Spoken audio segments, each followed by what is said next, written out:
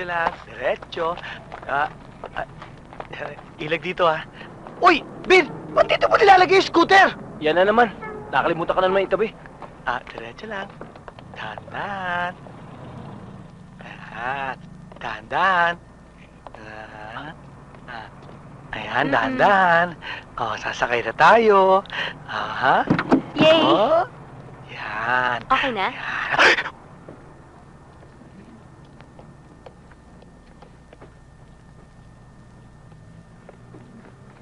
Yay!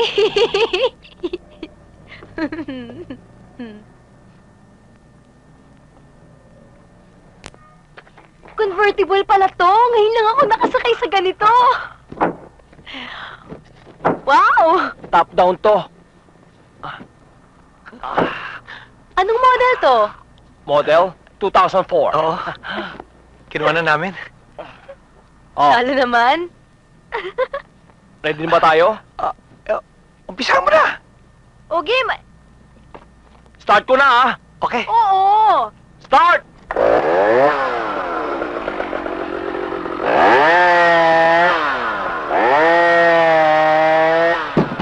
Hoy, ano yung tunog na yun? Bakit ganun? Sports car! Kargado eh. Sports car. Ha? Kailan mo pinakarga? Pinili natin, kargado na yung makina, di ba? Oo nga pala. Ready na. Lalabas na tayo ng gate, ha? Hams. Kapit. Okay. Wow. Yan. Sarap talaga ng hangin. Iba talaga pag convertible, no? Naku, lalaking butas ito. Diba? Malubak to. Grabe George, naman. ano ba to? Ba't di mo reklamo to sa homeowners? Huwag mo na itindihin yun. Pagdating mo sa expressway, patag na rin yan. Sila. Please. Bilis! Ate! Marlene! Duli!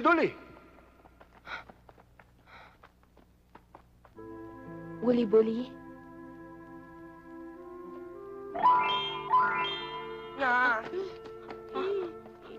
Anong ginagawa mo rito? Pagpatawad niyo po, Commander. Pero sinundan ko si Wuli-Buli dito dahil sa laki ng pagmamahal ko sa kanya. Commander Kuli-Kuli, kung pwede ho sana, isama na natin siya sa pag-uwi natin sa ating planeta. Anong masasabi mo, Wuli-Buli? Commander, kayo nagpahintulot sa akin na manatili sa daigdig nito. At nasa inyo rin ang kapangyarihan na bawiin yun. Sumama man ako sa inyo. May iwanan dito ang puso ko.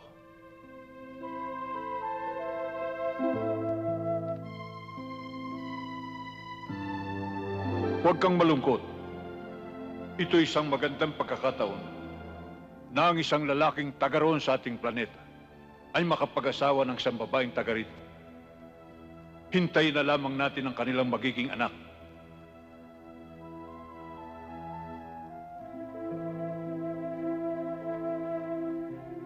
Tayo na.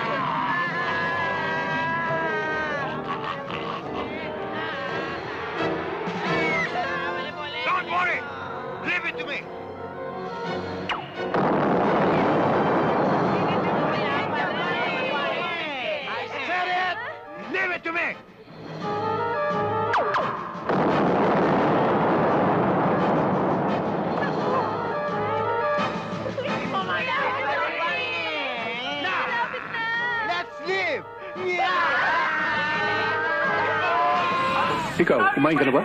Tapos na po, sir. Sir, di ba yung strike na yan sa Avenida Colleges yan? Yung property binibili nyo? Sa inyo inyong mga classroom! Sumunod kayo sa amin! Oo, At sabay-sabay tayong sumigaw! tama. Para marinig ang Kaya tinig pala ng kapihan! parang pamilyar sa akin ang fasad ng building. Pino! Mabuhay ang wagi ng teacher! Sir, yung teacher na nakasalamin? Kilala ko ho yun. Magbuhay! How close ka sa kanya? Dati ko siya naging boyfriend eh. Sir, siya ho yung pinapatawag nyo, si Mr. Panucha. Magandang gabi Good ho. evening, Mr. Panucha. Maupo kayo. Salamat ho. Oh, Mr. Gabaldon, bakit niyo ho ako pinatawag? Bilang isang teacher, magkano tinatanggap mong sweldo sa loob ng isang buwan?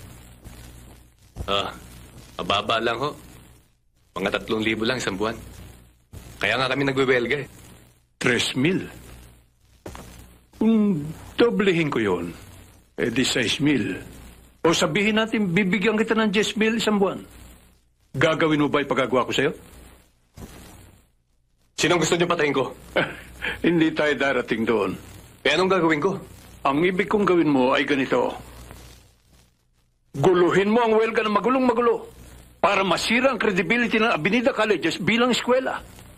Nasa ganun, ang mga magulang ng mga bata hindi na doon i-enroll ang kanilang mga anak. Bakit ho?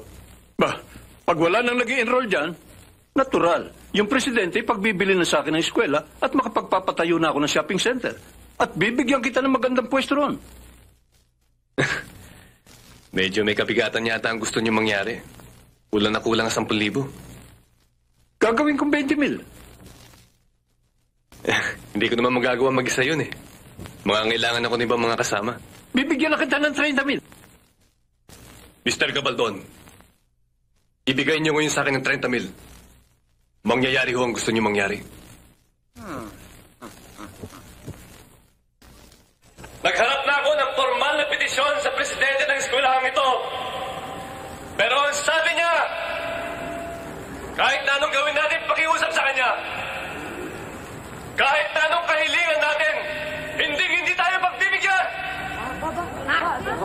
Patigasan na labanang ito. Kahit ito sumagal na 1 buwan, 1 taon, itutuloy natin ang welgang ito.